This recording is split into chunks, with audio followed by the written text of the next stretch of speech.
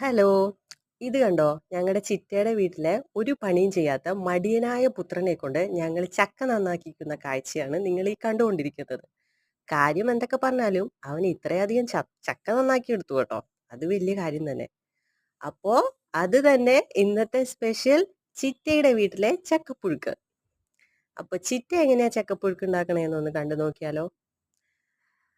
ആദ്യം ചക്ക വേവിച്ച് എടുത്തതിലേക്ക് കുറച്ച് തേങ്ങയും കുഞ്ഞുള്ളിയും വെളുത്തുള്ളിയും പെരുംജീരകവും പെരുംജീരകമല്ല നമ്മുടെ സാദാ ജീരകവും കറിവേപ്പിലയും എല്ലാം കൂടി ഒരു മിക്സിയിലിട്ട് ചതച്ച് അത് നമ്മുടെ ഈ ചക്കയിലേക്ക് ഇട്ടിട്ട് അതിലേക്ക് കുറച്ച് പച്ച വെളിച്ചെണ്ണയും കൂടി ഒഴിച്ച് നന്നായിട്ട് കുഴച്ചെടുക്കണം. അങ്ങനെ കുഴച്ച് നമ്മുടെ ചക്കപ്പുഴുക്ക് റെഡിയാവും. ചക്കപ്പുഴുക്ക് റെഡി ആയിട്ടില്ല, ഒന്നുകൂടി കുഴക്കാണ്ട്. അപ്പോൾ ചക്കപ്പുഴുക്ക് റെഡിയായി.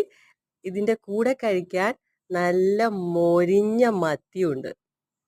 ആ, അടിപൊളിയായിരുന്നു എന്തായാലും. അപ്പോ ഇന്നത്തെ വീഡിയോ ഇത്രയേ ഉള്ളൂ. ഇനി നാളെ എൻ്റെ സ്വന്തം വീഡിയോ ആയിട്ട് നമുക്ക് വീണ്ടും കാണാം. Okay, bye bye.